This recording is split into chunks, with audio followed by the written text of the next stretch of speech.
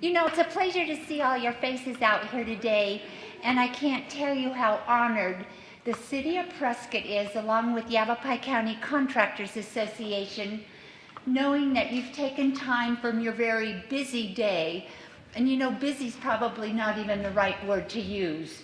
I would say hectic, messed up, upside down, totally insane day to be here with us, the City of Prescott, to learn how to say yes. That's our goal today. And you're part of this team as architects, engineers, surveyors, builders. We're all in this together. And our goal is to move down the path of success, getting your permits out in one day. Define how long a day is. I just wanted to see. You know, the goal is probably 3 weeks or less. I hope that's satisfactory to you. I can tell you right now the county's at 8 weeks. That's not satisfactory. We're on them, we're stalking them. And the City of Prescott, we're growing by leaps and bounds. The construction industry, your industry, right now, forever and always, you're the economic engine driving this community. This industry is making this community thrive and survive. So today our goal is to help you get to yes with a great team from the City of Prescott. They've assured me that no is not ever in their vocabulary again. After today's meeting, no does not exist. Right, team? Yes. I think I'm just going to hijack the meeting. Anyway, welcome, thank you. We're here for you, and I hope that you find the meeting today totally delightful, enjoyable. We all have a job to do. No shortcuts. There are rules and regulations, but again, I assure you that you're not handcuffed or chained to the desk or the chair. The City of Prescott is here to help you and get to yes. Yes? Yes. Yeah. No, it's not in our vocabulary, but never, maybe. No, just kidding. I want to thank you all on behalf of the city for taking your time today. I just want to quickly go over some of our staff that's here. My name is Steve Aros. I'm the program manager for Public Works that oversees the private development permits area. We have Sergio Rivera, our supervising person. What do you call your title? Private development supervisor. Thank you. Titles. And then Katie Hind, our residential reviewers here. Just kind of go around the room. Mark DeBroy, our drainage engineer. Eric Bay, our senior infrastructure analyst. Kevin Atterbury, you'll probably hear his name as you do your right-of-way permits for traffic control. Bruce Canavan, our yes man, does our utility, sorry George, does a lot of our utility reviews. George Worley is here from the community development department. Randy Plummer from the building department, building official, he's part of the team too, as with George. Chuck Moore is here, one of our lead inspectors. Brad Flippo, our surveyor for the city. Let's see. Krista Winchester, our face at the front counter up at City Hall. And Sarah Lemons, our face down at Public Works down at Virginia Street is here too. So just wanted to introduce everybody that's got a part of the team and start with an overview of why are we here. One of the things that we wanted to get across is communication on what we're expecting in plan review, what are you expecting in plan review, and we have this lunch and learn topic today to address that. We have one next month again, same place, same time, on our fee structure, and that'll be going over public works fees as well as some of the other fees that you face when you make a submittal. Coming in January, we're going to be focusing on the next level, Once you have a permit, you've paid your fees, we get into the inspection side of things. So we'll be having that lunch and learn in January. And then our engineering standards that we adopted finally after many years of input from all of you, YCCA and staff, we'll be going over a series on the engineering standards, what's been working, what can be improved from your perspective. We've been keeping track of things that we'd like to adjust as well. So we'll have a conversation before we do our annual update mid next year. So that's kind of what's coming up in the next few months. I want to kind of give you an overview of what we're going to hope to accomplish today. One, we want to go over our expectations. What do we expect as staff? What do you expect as applicants? Go over the process. What happens to your plans after they're submitted? Where do they go? And how do they get back to you? Talk about the toolbox that's available to you in an effort to get your plans and permits completed in the timely manner, because we believe that's in all of our best interests. I want to talk about some common issues that we see in plan reviews, what we've seen in the field as a result of some of the plans and things. And then we'll just kind of summarize, and then we'll have a Q&A session for the whole presentation. At the end of the toolbox session and the end of the common issue section, we'll have a short time for Q&A of 2-3 questions related to that topic area. And then we'll wrap this up by at least 4 or 5. No, it'll be by 1 at the latest. Okay, what do we expect as city staff? We all have a job to do. We all have the same goal. We want to get your permit approved. You want to get your permit approved for yourself or for your client. We want to issue the permit. So we all have the same goal. We're on the same team. And we're all trying to get to that permit issuance or the yes. One of the things that we really look to expect from you all are 3 C's, as we've kind of come to love them. Clear, concise, and complete plans and submittals. When you do that, we can do our job much easier and more efficiently and get you to that yes. There is a 4th C that we try not to get to, and that's confusing. Whether the plans are confusing, you're showing more things than what you're asking for the permit. Things aren't clear, so the more clear, concise, and complete submittals helps all of us get you to yes. Okay. Next, I'd like to bring up Katie Hind, one of our plan reviewers, to talk about the process.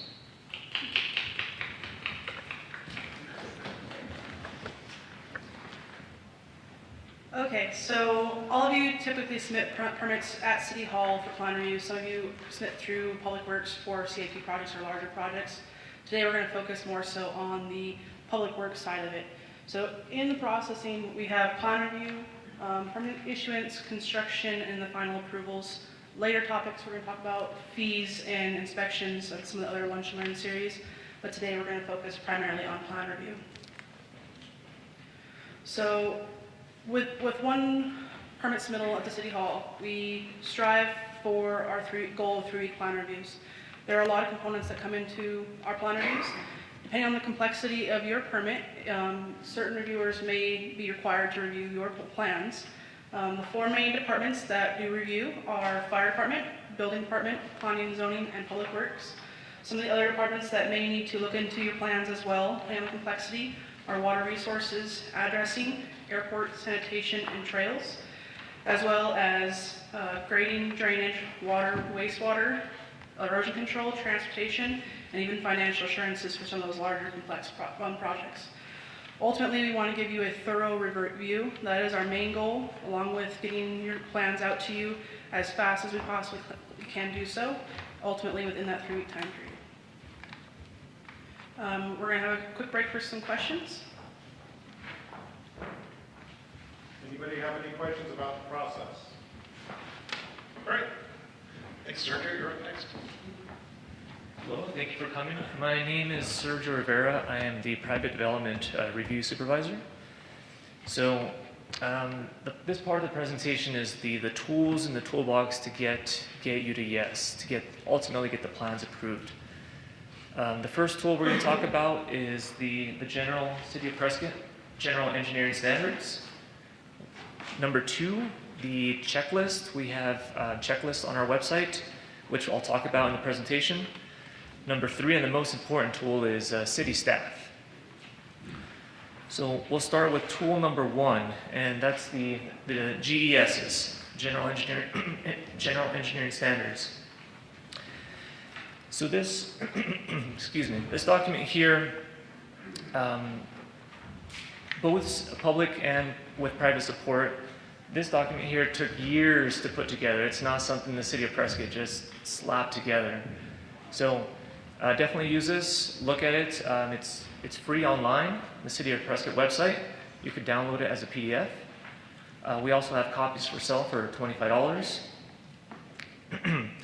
In your packet, you'll find the index sheet. So what you see here on the right of all of our standard details. Many of those details are quad city details. So if there's a Q behind it, it's a quad city. It's a detail that can be used in Prescott Valley, Dewey Humboldt, Chino Valley, as well as Prescott.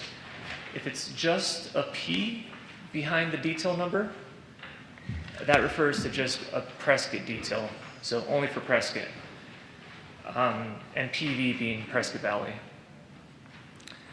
So the idea behind the quad city details is to replace what we've used in the past, which is the YAG, the Yavapai County details, which haven't been updated in who knows how long.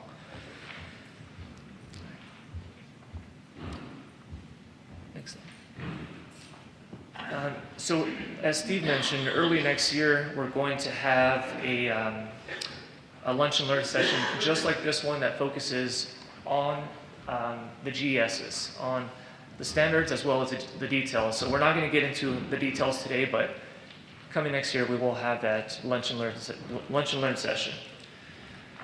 We also have the annual updates of the standards. So many of you, including people here, have put a lot of time and effort into excuse me, into creating these details, and we definitely appreciate it. So please take a look at the details, at the standards, and let us know if there's something you would like added, changed, deleted, whatever it is. We appreciate your input. And like I said, for the folks who have spent both in the private and public sector hours in helping create these standards, it's an important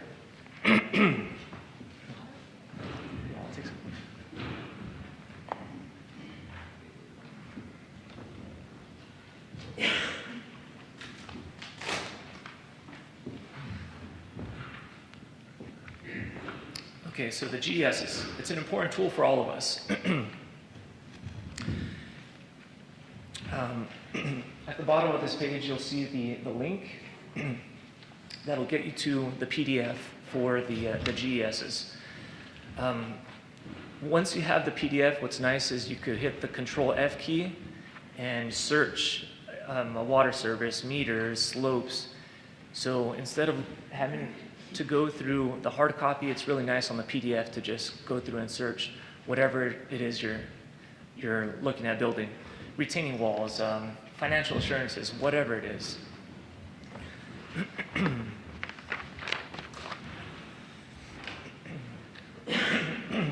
One of the most important sections of the GESs is Article 9.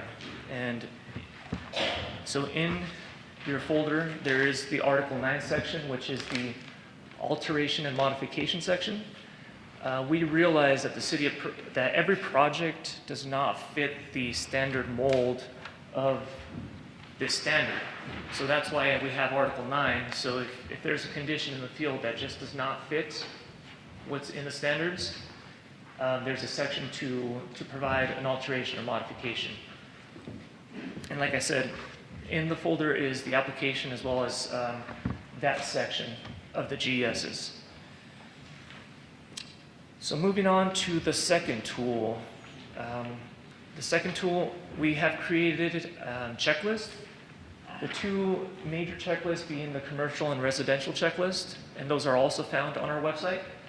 So if you're working on a commercial project, refer to the general commercial checklist, and that'll, or the residential, whatever it is, and that'll encompass most projects. However, depending on the complexity of the project, for example, like a subdivision, it'll have elements from pretty much all of these subdivisions, or all of these checklists, I'm sorry. So, like I said, these checklists are on our website. Take a look at them, and these checklists are great because it's a communication it's a communication tool between designers, engineers, architects, and us. That way, the expectations are set.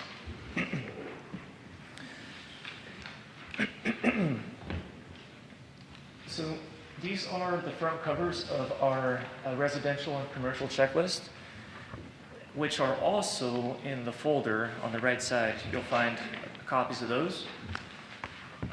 We did not include all of the checklists. We just included these two, the general, commercial, and residential. So basically, it's a disclaimer on top, and it goes through different sections: grading, retaining walls, utility hookups, basically all the things we're looking for.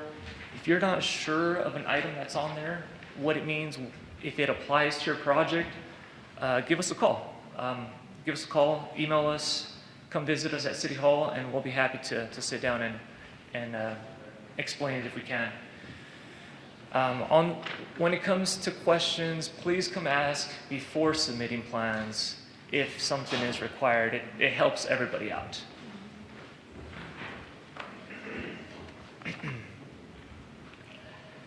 The third tool, and the most important tool is a city staff. We, Katie, Hind, Krista Winchester, and I, we're at City Hall, and we're available from 8 to 5 p.m. We're also available by phone, by email. In the folder, you will find our contact information on the left side, as well as other folks here in Public Works. So contact us if you're not sure about something. Please contact us before submitting plans. And we also understand it can be frustrating we have federal codes, we have state codes, we have Arizona revised statutes, and we have Prescott City codes. We understand it can be frustrating to get through the process, but we are here to help, and we do mean that.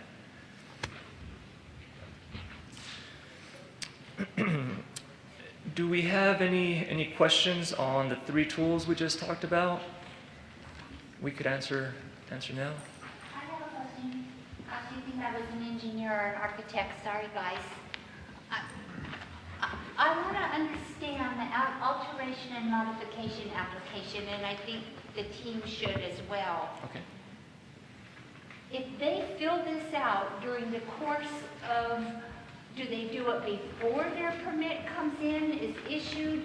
How does this affect the timeline and the schedule? And it says that fees are applicable. Yes, so as far as the timeline is concerned, there is a review period for the alteration and modification. It depends on the complexity. So if it's a simple adjustment or change to a detail, it's typically a 5-day review time. That's not fast enough. Sorry, I'm So if it's a complete redesign and change of the GSs, it could be more. So if you know there's an issue with the project and with what you're trying to design and doesn't fit the GESs, definitely get the alteration and modification done first. We don't want to be stuck in plan review and having to figure this out then for designers to have to go back and redesign. So take care of it beforehand. Would you like to? Just want to emphasize that the best thing to do is that during your design, it takes some time. It doesn't just happen one day and then you're in for the permit the next. But as you're starting to evaluate the site and you think you might be into an issue area, call us. If you think it might need a alteration modification to a standard to get it approved, do that before you make your submittal. Again, it could be just as simple as coming to talk to Sergio or Katie, and they say, that's a very simple thing, just fill this out and it'll be done in a few days, and then you can make your submittal. Main thing we're trying to get across is don't wait till the last minute. Don't wait to the second, third plan review and say, I'm not, this isn't working, I need to do an alteration. And I think that's one of the key takeaways we're trying to get to right now is come talk to us early. If it doesn't bite, we're good. So the main thing is just come early and talk. Because we want to get you through that plan review as quickly as possibly, and this will help. Thank you, Steve. I think that's great information that was just shared, that you do have an open door policy. The team is there. Public Works is there for you guys. Pick up the phone, call them, talk to them, right? Thank you. Thank you, Sandy. Okay, so next we're going to talk about common issues we see on a regular basis. Unfortunately, more often than not. So the first one, we're going to talk about the right-of-way. Many times we see folks out there who are digging up the road or stockpiling on Gurley Street. I mean, the stuff we see out there is amazing. So any work in the right-of-way does require a right-of-way permit, which is a right-of-way permit. It's a 2-day review time, and you could submit online. You don't have to come into City Hall. You can do it online. The website is at the bottom, and it's 3 things. It's the application, the traffic control plan, and the site plan showing what is being proposed. We have uploaded nationally accepted traffic control plans, which fit most sites. However, there are sites that don't fit those typical sections, they call it, from MUTCD. So the application, the traffic control plan, which for many sites are the typical applications, and number 3 is the site plan showing what you're doing. Right-of-way permits are needed for safety, for vehicular safety, pedestrian safety, bicycle safety, and just traffic safety in general. The limits of the right-of-way aren't always at the end of the roadway. Sometimes they go to the sidewalk, sometimes they go beyond the sidewalk. If you're not sure of where the right-of-way is, come talk to us.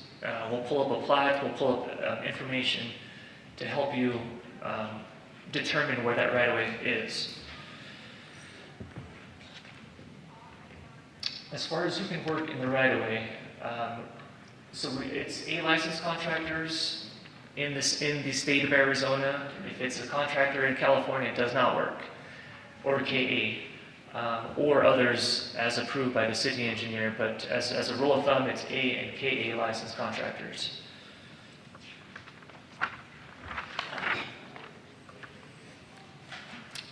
So as I mentioned, any work in the right-of-way or any obstruction of traffic flows require a right-of-way permit. We do have private streets here in Prescott, and if you're not sure if it's a private street or a public right-of-way, once again, please come talk to us before you submit permits, and we'll help you figure that out. There are some exceptions to getting a right-of-way permit, and the Prescott City Code, Section 8-2-4, it does list some of those exceptions. For example, one of them, if you're building a mailbox, per the city detail, that does not require a right-of-way permit. So there are some items like those. But as a rule of thumb, any work in the right-of-way does require a right-of-way permit. Common issues, grading. So when it comes to grading, if somebody's out there with a shovel and a wheelbarrow, don't worry about a grading permit. You're not moving enough material. But when we're talking about heavy equipment, definitely come in and get a right-of-way permit. We have sewer lines and water lines, drainage easements in places where we just don't expect them. And unfortunately, some of those lines do get hit on construction sites. So that's even knowing they're there. So before you do any grading, before you get any heavy machinery on a project site, come get a right-of-way permit or a grading permit. And per the code, it's over 50 cubic yards of material being moved requires that right-of-way permit. And why are they needed? We have the whole ADQ requirement for sediment control, wattles, silt fence, track outs, that type of stuff, as well as protection of public and private infrastructure. Like I mentioned, water lines, sewer lines, those type of things.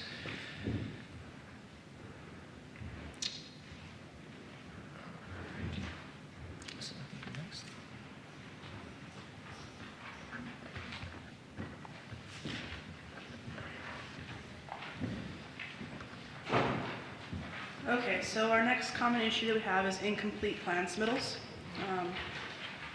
We want to help you, or have you help us help you. We want to get your plan reviews out to you in a timely fashion. We want to get your first round or initial round submittals approved, so there's no red lines, no repeats, any of those kind of things. We want the 3-week turnaround times. That is what we strive for. So in order to get to that, to get to yes, some of the big key factors are clear, concise, and complete plan submittals. Showing us what you're doing and only what you're doing. We don't need to see the grading when you're just doing a small addition on the side, on the center of your house or remodel. We do need to see if you are altering your water lines and sewer lines. We do need to see if you're doing any grading, drainage, or those type of things. Showing what's existing versus what's proposed. Those are some big key components, so we know exactly what you're working on and what you're not working on. Those help us get through our plan review a lot faster as well. Referencing and following standard details is a big key item as well. If you have them referenced on your plans, makes it very quick for us to know that you know what you are going to be constructing and or building. It also helps your contractors know what they are to be constructing. If you do end up with red lines, one thing that will actually help us get through our plan reviews a lot faster is having a comment letter, response letter. So when we give you a comment letter or red lines and you address those comments or red lines, providing us a letter telling us what you changed or how you altered it, or if you didn't address it, tell us why you didn't address it. It might make us understand or help us understand why something is or is not being done a certain way. Also turning all of your red lines with your next round of submittal, that is a big help for us to look and see what did we comment on the previous submittals and how did it get changed on the next round of submittals as well. Another one of our common issues is field changes. We have a saying here that approved plans are instructions, not suggestions. If a change is required or needed, that's fine. We understand things can happen. The sites are fluid. We know things change on a daily basis. But making those changes on your plans and getting the revisions into us to approve before they're actually constructed is a big help for you and for us. If something's not constructed per code and then it's reviewed, unfortunately it's going to take away your time, your money, our money. So in order to try to get your permits completed faster, your construction completed faster, putting those revisions on paper, or at least letting us know that something's going to change if it's an emerging type of situation. We understand not everything can happen immediately, so making those revisions known is a very big help.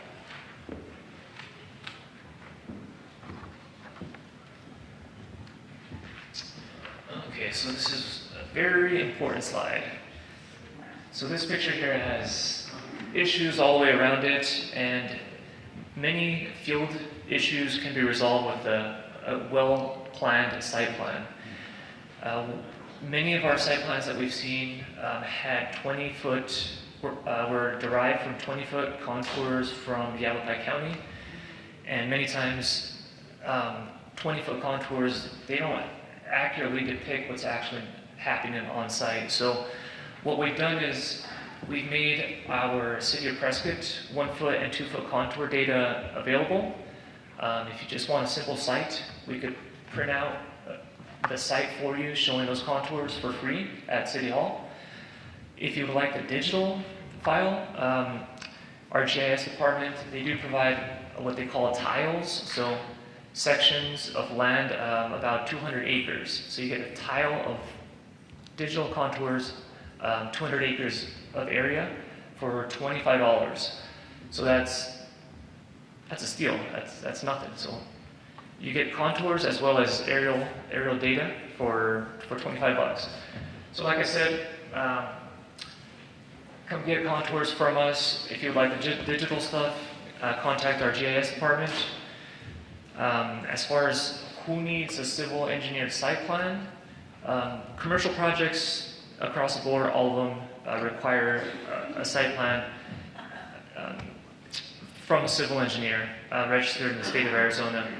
Residential depends on how steep it is, how steep the natural grades are. If they're steeper than 20%, that does require a site plan developed by a civil engineer. And as well as if it's mass graded, if it's more than 2 acres, if it's 60% of the lot. So the key thing on this slide is the city has information available. Come get it for free at City Hall. If you like the digital, we can provide that to you. Common issues, site and retaining walls. So the one on the right, what came first? The trench failure, the site, the wall, the fence, the AC units on the right, who knows? But it's failures all the way around. So on your site plans, show the existing retaining walls as well as the proposed retaining walls. Show the elevations, bottom wall elevation as well as the top of wall elevation, as well as any proposed grading. Do not place any walls in easements, drainage easements, utility easements of any kind. Typically we don't see them in the plan, but people, as they're building their project, they won't know these easements are there or they don't care. So it's a big problem. Keep walls out of easements just across the board. When walls are taller than 2 feet per the International Building Code, that does require an engineered wall.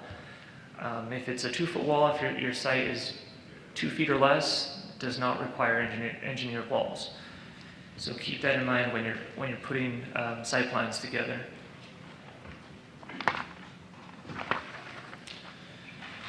Common issues, drainage. Okay, so on site plans, you guys like that culvert, partially blocked, capacity issues. So on your site plans, show drainage. If historically the site has had sheet flow, then after you've constructed or you put your site plan together, make it back into that historical situation. If it was concentrated at one point and it was exited concentrated, well, that's fine. It's the historical path. The minimum culvert size for under driveways is 18-inch. It used to be 12-inch. Many of you are used to the 12-inch. However, it's now 18 inches. If you think your site needs a larger culvert, definitely contact an engineer. The 18-inch will work for nuisance flows. Typically, a watershed smaller than 2 acres. If your watershed going through your site is larger than that, contact a civil engineer and they'll run a couple calculations: watershed area and capacity area for the culvert. In the GSs, there's a whole section on drainage. So if you guys are proposing to design culverts, if you're doing the watershed analysis, please read the drainage section in the GSs. The FEMA, so in town we have floodways, floodplains, all the different zones. If you're not sure what zone your project is in, there's a couple ways to find out. There's a few ways. One of them is the website below. If you go to that website, you'll type in the APN number for the project, for the site, and the output will tell you if it's an X zone, an A zone, an AE zone, whatever it is. And if you're not sure how to design the site for that zone, give us a call and we'll try to help you. You can also come into City Hall and we'll pull up our computer our FEMA maps and show you how that zone affects the site. And depending on if it's a floodplain, floodway, there's different requirements per FEMA. We also have the Dameron tract area. It's the area south of Whipple and west of Montezuma. This area is an area known for localized flooding. So if we go back to the previous picture real quick. So the Dameron tract, every monsoon season looks just like that. There's just ponding in many different places. So for the Dameron tract area, if you're designing a structure in that area, the requirement is the finished floor to be at least a foot above highest adjacent grade. So keep that in mind. And once again, if you're not sure if you're in that area, come talk to us and we'll help you through the process. When it comes to erosion control, so folks are pretty good about providing wattles and silt fence and track out. Many times folks will provide too much on their plan. They'll circle their entire site twice with wattles, and it's not needed. So it's only needed on the downstream side to contain the flows or a sediment on the property, as well as track out. If there's a drainage easement, then it's a silt fence. So keep that in mind.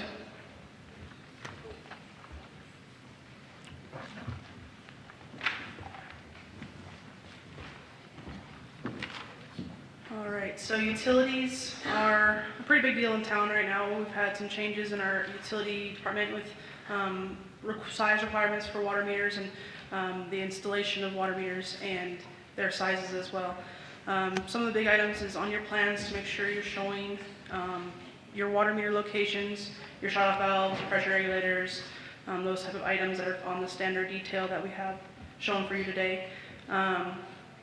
Also, providing the existing yoke size. It takes just opening up the lid on the box on the site just to find out what size was installed at the time of the as-builts. We do have as-builts available at City Hall. Not all of them will have those numbers provided on the as-builts, but we can do our best to try to help you find that number as well if you're unsure when you go out on the site to find the box.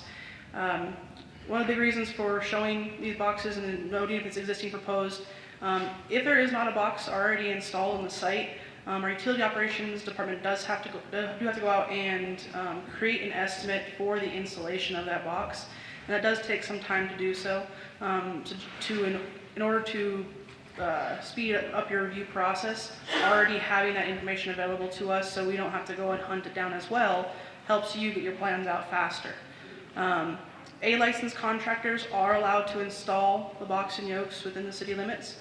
So if you are drafting plans and you know that the A-licensed contractor on your project will be installing that box, please add that in your notes somewhere or even in a letter so that we know that we don't need to generate an estimate for that install. So identifying your utility connections is a big thing on your plan reviews. On the sewer side, it's the same thing, showing your locations of your sewer tap, noting if it's existing or proposed. If it's not existing already, there are some additional fees that have to go into that. So having that already noted for us helps get your plans out faster. Showing locations of your cleanouts and your backwater valves, all those items that are required per the general engineering standards as well. Those things help to have on your plans. The last part of utilities is about utility separation. So utilities can be in the same trench, but the general engineering standards do identify minimum separations between dry utilities, wet utilities, and wet and dry utilities as well. The minimum between wet utilities, so your water line and your wastewater line, is 6 feet of separation. So when you're showing on your plans that you have one line for 3 different utilities, you do need to note that 6 foot of separation is also going to be followed under that. So your contractors are understanding of that. Now again, if you have any questions about any of these items that we have or we're asking for on your plans for the water lines and whatnot, come in and talk to us. We're happy to help you try to find these items on your plans, show you what the standard details are and where to find them, where they should be located on your plans, and if they're existing or proposed.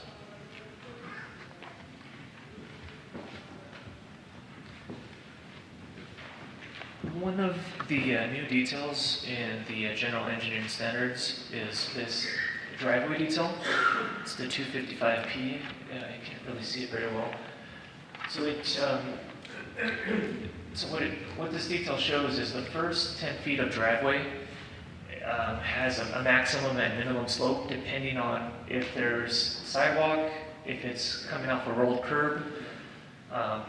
So the maximum slope on a driveway is still 20%, but the change happened in that first 10 feet.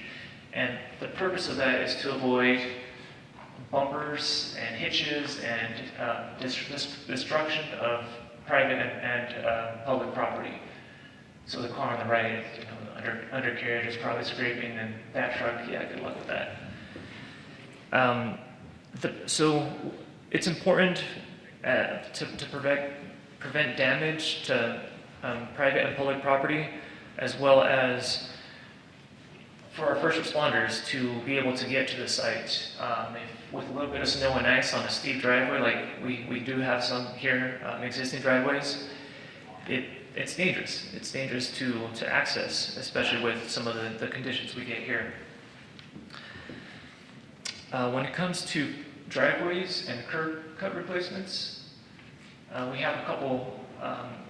These are Quad City details that can be used in any of the Quad Cities here. So on these details, we're no longer accepting partial ramp replacement, wing it, cut some curb out and figure it out. If the property doesn't have access, then it's a full replacement of the driveway. One of these is attached and detached. So keep that in mind. These are ADA compliant.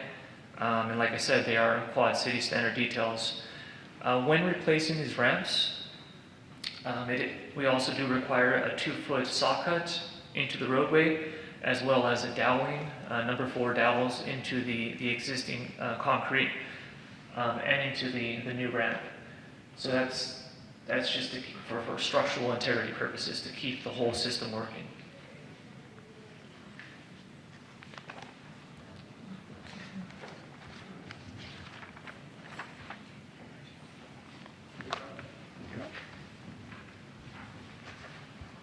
Thank you, Sergio.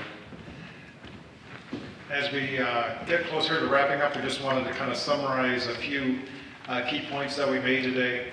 Is that we're all on the same team. We all have the same goal. We're trying to ensure that we have the same interest as you do, is to get your permit out as quickly and efficiently as possible.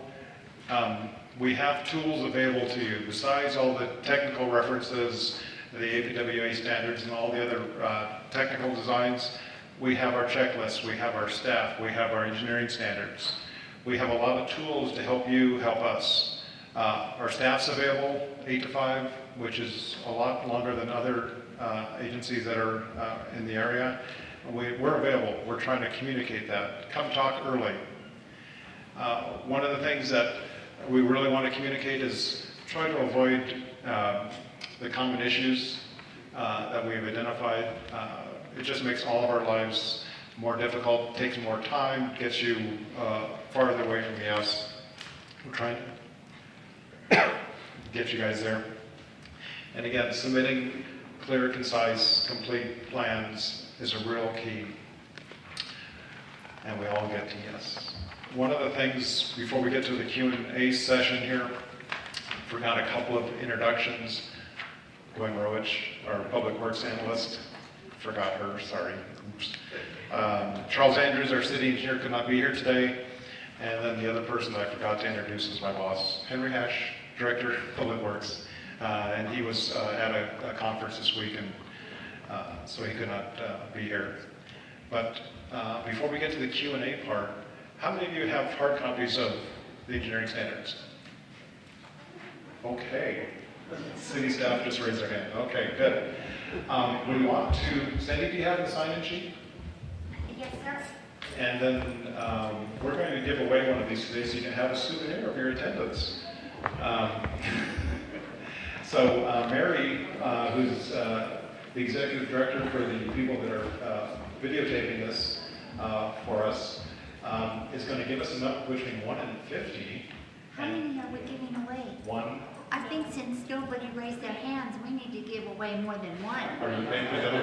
Absolutely, just send me the bill. We'll do that. 3? I hear 3. Okay. No, I only like to work in even numbers. Let's do 4. Bring your checkbook. Okay, Mary, you have more task now. So pick numbers between 1 and 50, and we'll start giving away. Okay, how about number 8? Number 8, Tom from Husk and Ryan. Now that's the free one, right? I'm only buying 3. How many do you want to give away? There you go, Tom. Thank you. Okay, another number. Okay, how about 48? 48.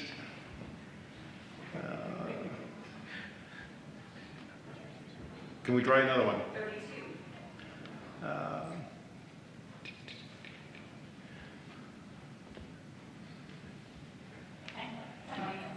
Keep going.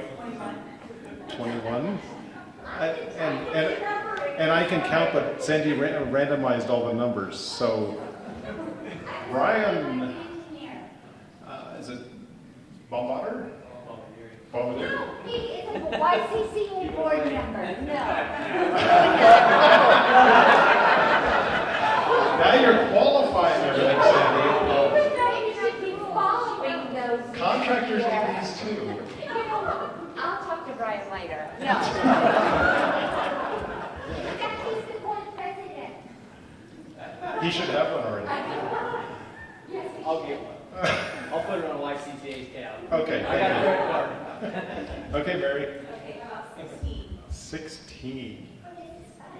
Lucky 16. Okay. Again? 25. Steve Cantor. Come on up. You get a free one. You want to pass that back to him? Great. Okay. We got one more? 2. 2 more. Okay. Number 2. Number 2. Is it Tom Gallagher or Callagher? There we go, that one. From Deva. There's your copy. Okay. Read it. Commit it to memory. So we have one more to Sandy's line? Okay. And Number number 10. 10. Is it Jana Bridges? Come on up. Congratulations. All righty. So now that you've gotten all those, you get to commit those to memory. Will be a test on your next submittal. Okay, that's wrapping up. So if there's any questions you have about our process, tools, standards, all the review team is here. And Don Devendorf, our fire department reviewer, is here too. He's stuck in the back. So thank you, Don, for coming. Thought you'd see him. Okay, any other questions? This is your time. Yes? On grading and contours. Yes. I heard Sergio say anything over 20% on residential is going to require a grading drainage plan. Did I hear that correctly? Yes, you did. The question was about on a single-family residential plan that's on a site that has 20% or greater slopes on it. Yes, that does require a engineered site plan. When did that happen?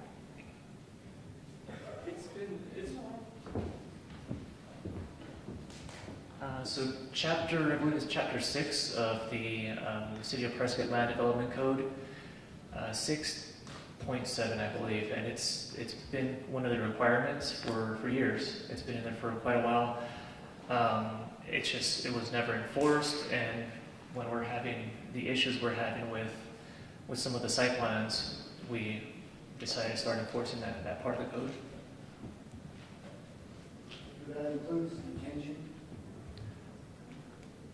Does that include detention? Can you define that a little bit better? Detention of the runoff. Or off the site. So detention of the water. And if you got 20%, it's going to be rock and roll. On the 30 seconds or less. 30 seconds. That's the tough one, 30 seconds. For all commercial and subdivisions, we need the detention, but you won't see that at the single-family level. So most of the time, if we're talking about the single-family where we have the steep slopes, detention wouldn't come into play on the lot-to-lot level. It'd just be at the subdivision level, if that answers it. Thank you. Well done, in less than 30 seconds. Yes, Mark? I'll be specific. If you excavate 40 cubic yards from underneath the house for building purpose, and you lose that around the perimeter of the house, do you guys consider that 80 cubic yards?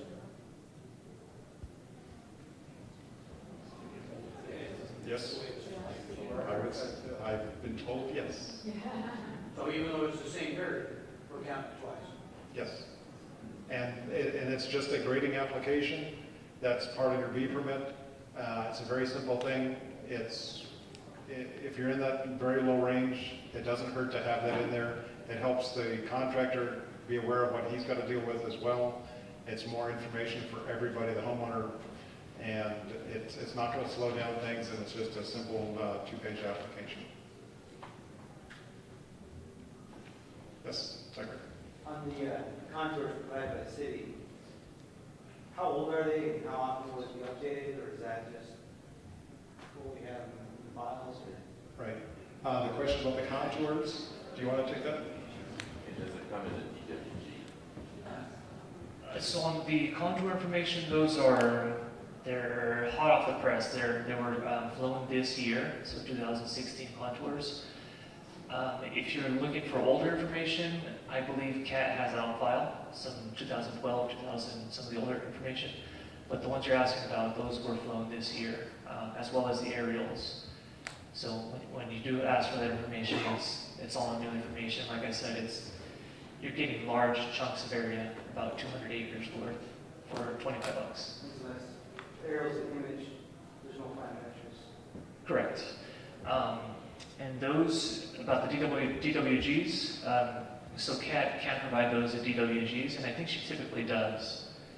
At the counter, it's a piece of paper, what you're getting for free, but the digital stuff, DWGs. Who do we ask for those? Kat Moody and the GIS department. So she's had quite a few requests, so give her about a week. So just give her a little bit of time to get those back to you. She'll get them to you faster, but just give her that time. We have folks who want them now, and she obviously has, many requests. And if you want to give Sergio or Katie or Krista a call, the permit counter, they'll be able to get you in contact with CAT directly. That's on the other hand. Yes? Yeah, so related to the contours, are the benchmarks associated with how those contours are those published and available from the same source? That's a good question. Brett, did you hear that question about are the benchmarks available digitally, or how do they get a hold of the benchmarks? That was part of the contract that they were to use NGS benchmarks, so that was up to the survey consultant to determine which NGS benchmarks they use. I guess the question is do we have benchmark data available on our website? We have city published benchmarks on our website, yes. Don't Yeah. test them. They're not there. So- So many of them have been removed by new construction. So there are some benchmarks available on our website. If you have any questions about a specific area of town and the benchmark, you can contact Brett Flippo, our city surveyor, and he can help you work through that. Any other questions? Okay. Well, thank you for coming. We really appreciate it, and hope your plan reviews go smoother. And thank you very much. Have a good day.